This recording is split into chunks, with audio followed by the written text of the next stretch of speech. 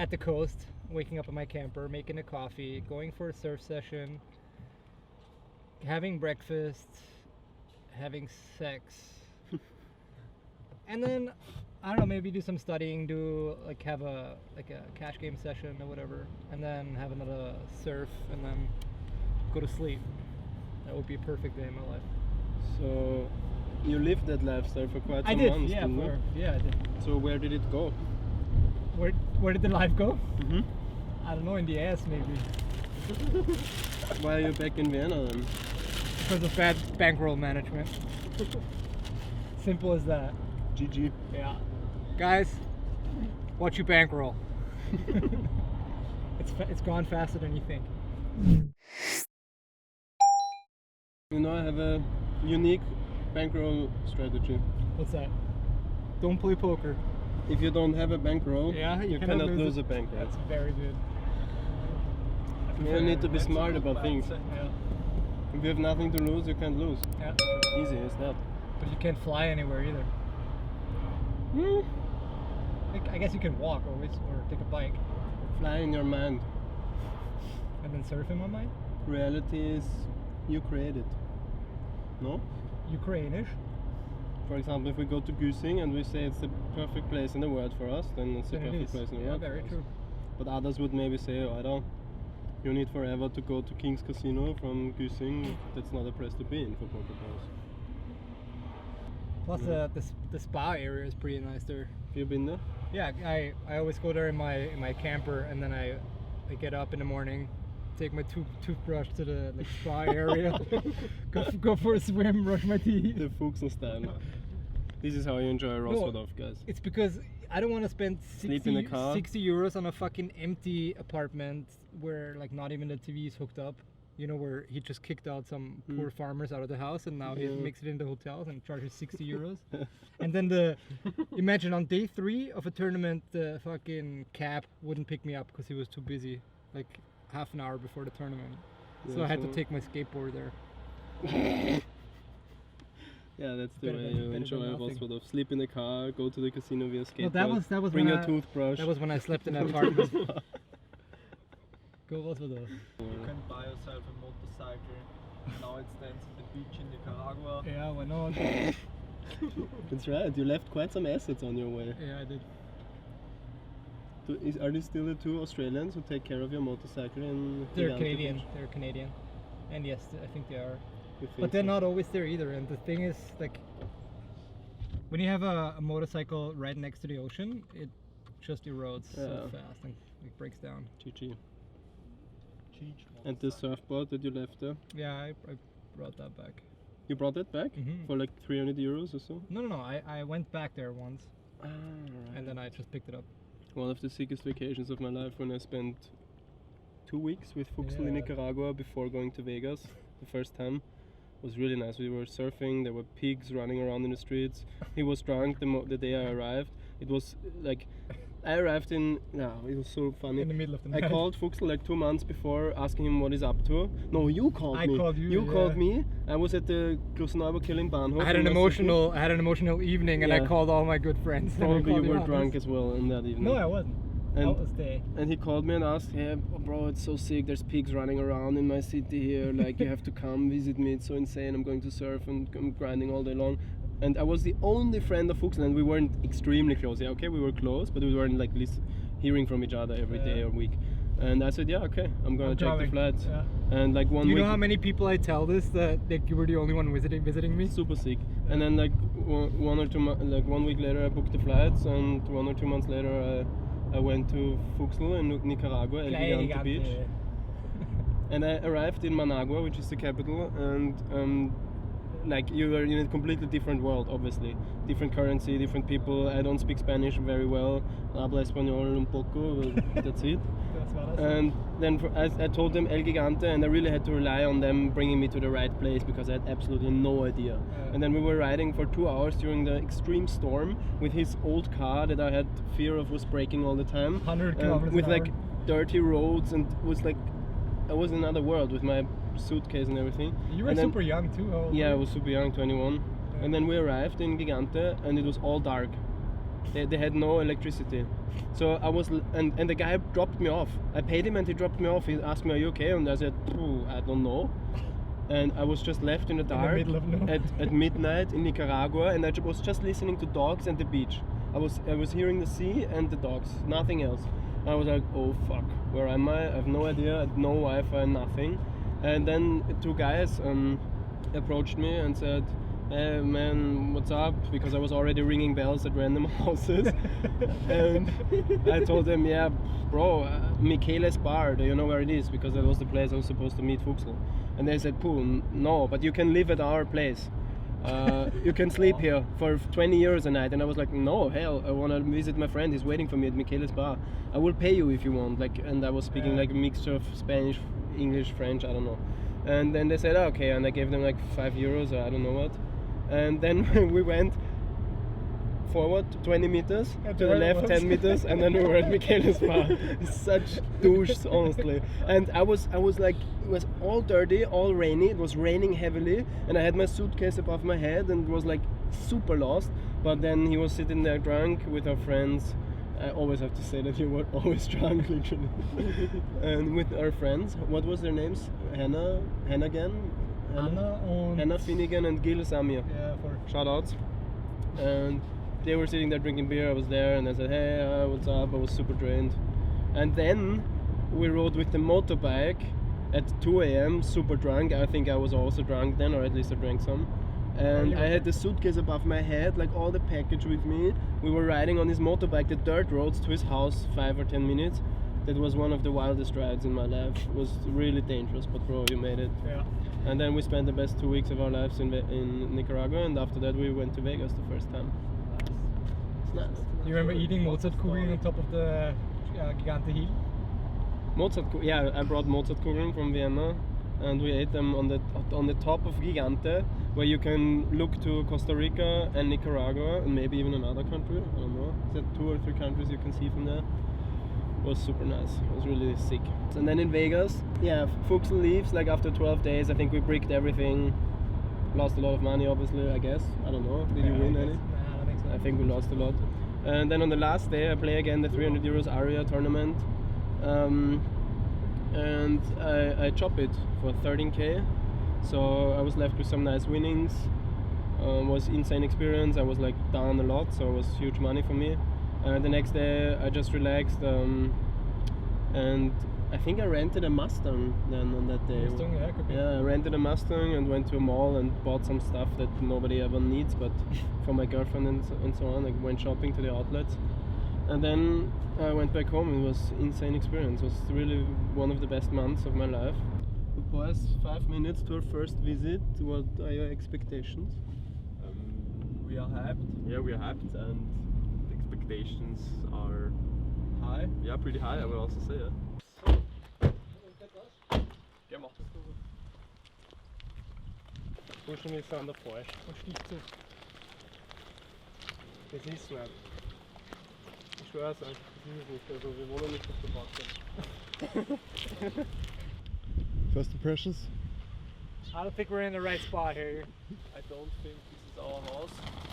I think it's the wrong house. Hau nochmal raus, so ein...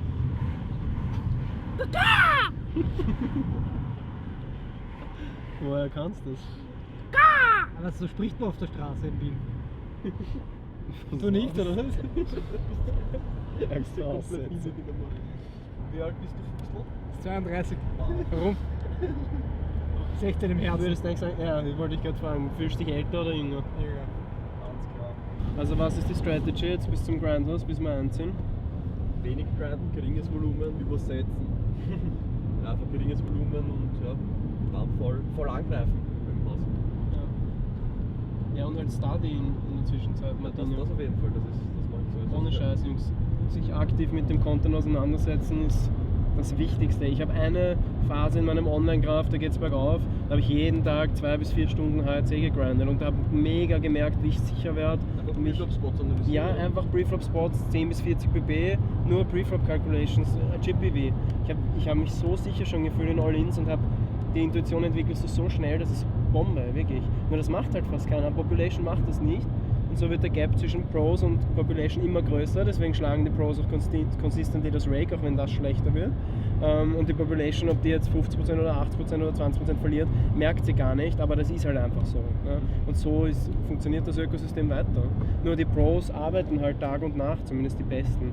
Und selbst die brasilianischen Mass-Grinder, die halt an Tausender im Monat rausgrinden aus den Low-Stakes, die sind auch jeden Tag am Pokercode schauen, am ARC grinden und am Pio solven. Ne? Die machen es halt nicht so dedicated und nicht so effizient, aber arbeiten trotzdem mega viel an ihrem Game. Das ist einfach so.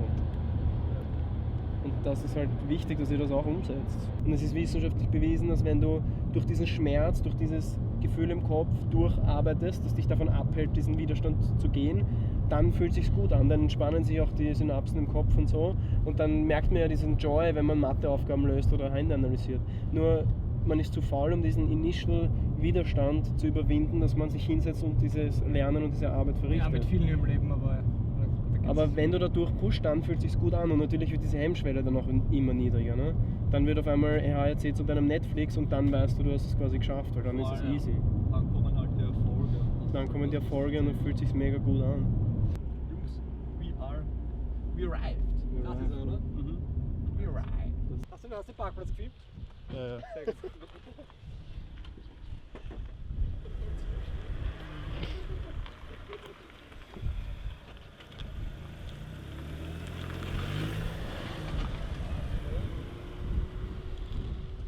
Ja, perfekt.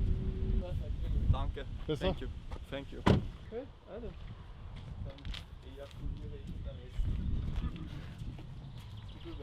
Ja, danke, dass wir uns mal Ihre Immobilie anschauen dürfen, beziehungsweise im Arkadenhof. Ja, danke, gerne.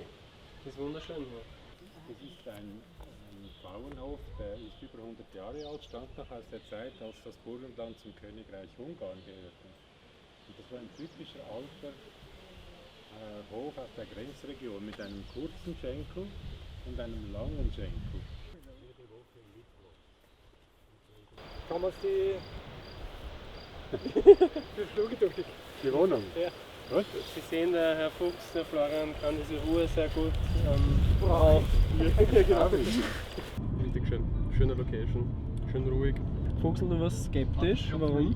Ja, weil es halt so von der Aufteilung halt nicht passt. Es braucht einen großen Raum, wo wir alle drinnen gemeinsam Content durchgehen können oder auf einem großen Screen halt wirklich gemeinsam über Hände diskutieren können und so weiter. Ja, ich glaube, es war zu klein und halt für wie klein es war, einfach viel zu teuer. Also ich glaube, Ich finde auch, es war jetzt nicht großräumig, finde ich. Es war jetzt auch nicht, die Location ist super, aber ja, ich finde, man sollte sich keine Gedanken machen, bis über ein Internetempfang. Man sollte einfach einen schönen großen Gemeinschaftsraum haben, finde ich. Wie die gesagt haben, sind die Warner Bros. abgelehnt. Sie haben ja nicht abgelehnt, du hast nicht zugehört, sie haben nicht abgelehnt. The Warner Brothers wollte bei denen filmen, als Alternative zu dem, wo sie schon gestartet haben zu filmen. Aber Warner Brothers kann jetzt doch wieder dort filmen, wo sie angefangen haben. Checkst du es? Genau, der Fuchsel hat das schon wieder gecheckt. Ich mit Jetzt bist du dabei, oder? Da ist es jetzt machen müssen schon. Aber du bist 32, ich schwör. Yeah, I also think it was brilliant location, really beautiful, but yeah, the Wi-Fi is not really working there, and we cannot afford it, unfortunately.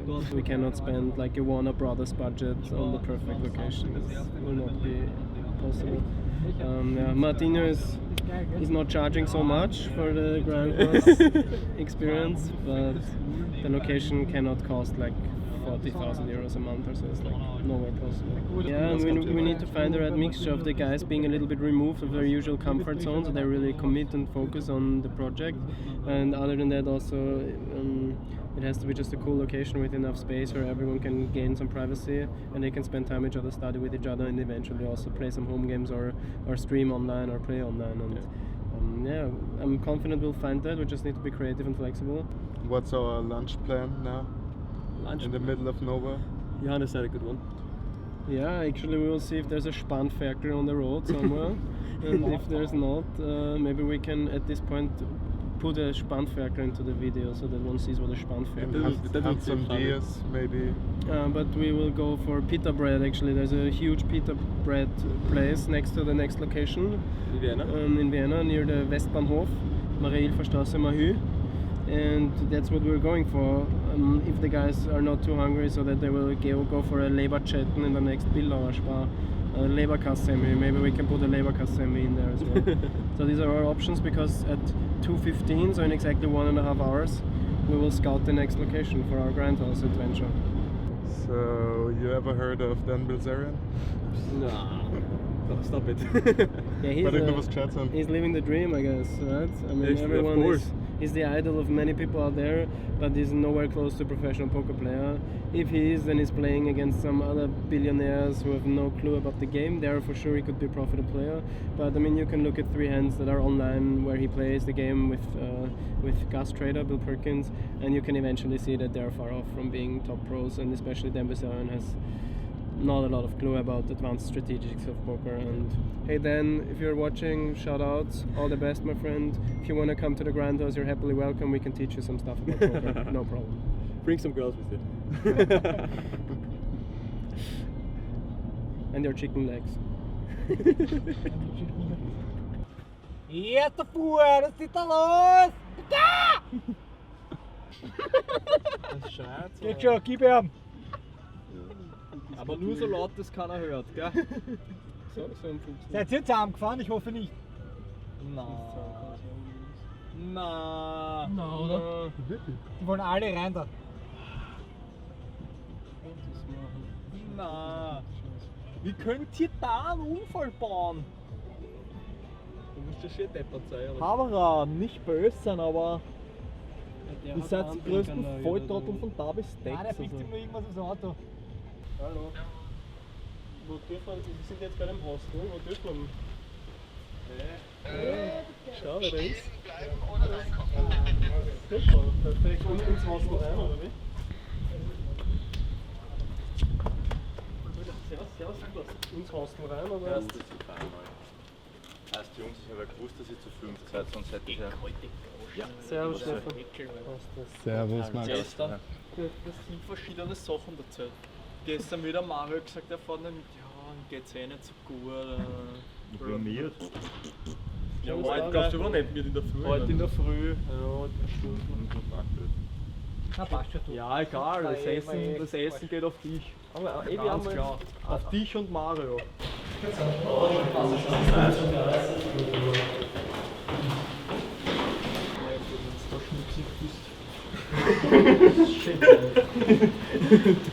Ja, was ihr hier seht, das sind zum Beispiel so eine Reihe kleiner Privatzimmer. Das ist das 11, 12, 13, 14 und da gibt es eine größere Wohnung. Das können wir uns zum Beispiel anschauen. Das wäre vielleicht nicht interessant, weil alles so eine neue nebeneinander.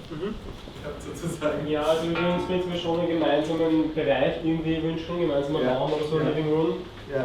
Wo die Jungs dann schlafen selber, ist jetzt nicht so mega schwer. Okay, cool. Passt. Dann hast du Lust, uns das zu zeigen? Ja. Super, danke.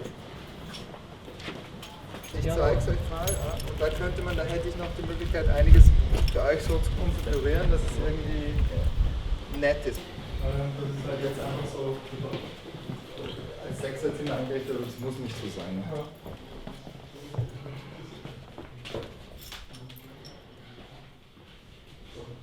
Okay. Also das ist sozusagen, das sollte nicht available sein.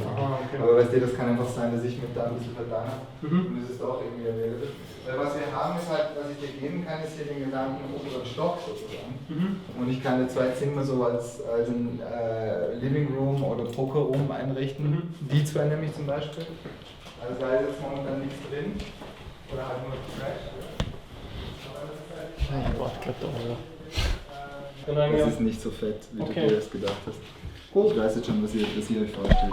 Ja, hast du Lust, uns das noch zu zeigen oder macht das deiner Meinung nach gar keinen Sinn? Macht wahrscheinlich keinen Sinn. Also das kann ich dir jetzt schon sagen. Das ist ungefähr doppelt so groß wie dieses Zimmer drüben. Okay. Ja, passt. Na dann werden wir halt auch einfach nicht zueinander finden. Schade. Dann fahren wir weiter. Passt, ich geb's da dann, ne? Entschuldigung. Aber Jungs.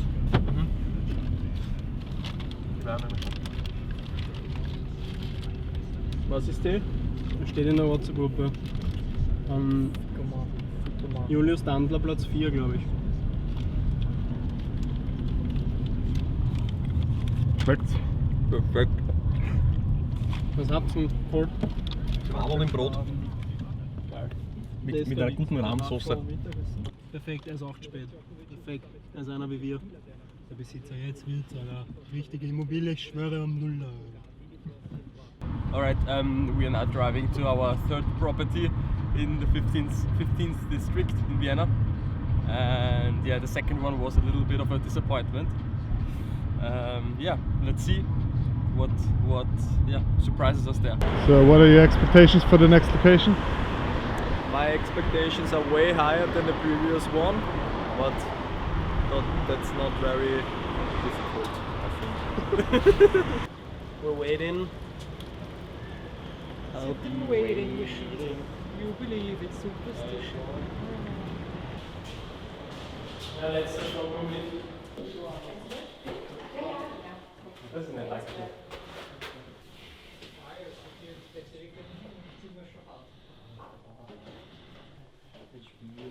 Aber ich schon mal. Naja, jetzt muss halt schon sehr kritisch letzten Jahren. Es zieht ein bisschen an, ja, es zieht schon ein bisschen an. Besser geht? Was ist der Krank. große Block dort? Das? Ja. AKH. Gehen wir raus mit. Erster Eindruck? Ja, viel besser als vorher. Richtig geil da. Super schöne Einrichtung und ja, habe ich schon einen super Tisch gesehen, wo wir alle unsere Bildschirme aufstellen können und gehen wir. Das könnte was werden. Super Ausblick haben wir auch. Da ganz nice. Die Auslastung, ich finde mal München ist echt aber das sind aber finde ich auch.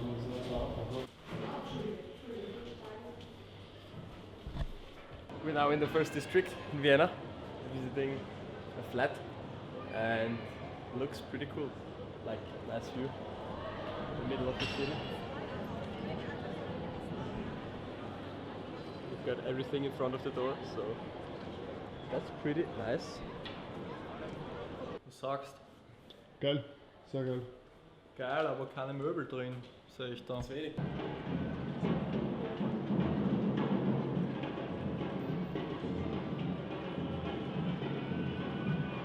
Stell dir vor, der schlaft trotzdem einer im Wohnzimmer. Ich schlafe wohl 2 im Wohnzimmer. Ich schlafe von 2 im Die Wohnung ist Wohnzimmer eigentlich plus, ich muss denken, die 2 haben einen Koffer mit Warmwild und alles. Also ja. Wollt ihr nur anschauen oder sind wir fertig schon? Also schauen wir noch, wo ist das? Gleich von der Straße, also die Gegend ist auch toll.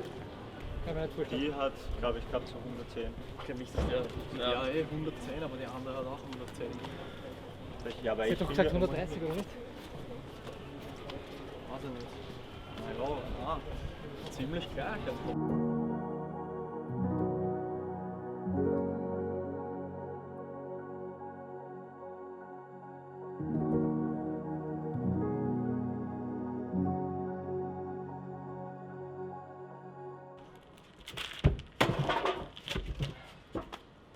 Passt, oder?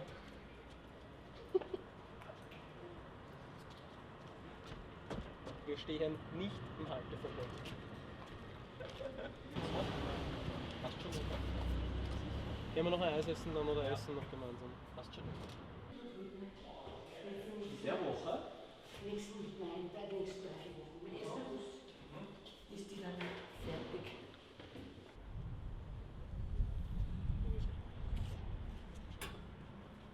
Schau mal, Johannes. Ja? Da ist gleich die andere Wohnung.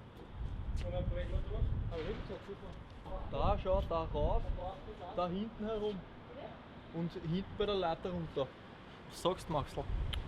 Geht schon. Passt, oder?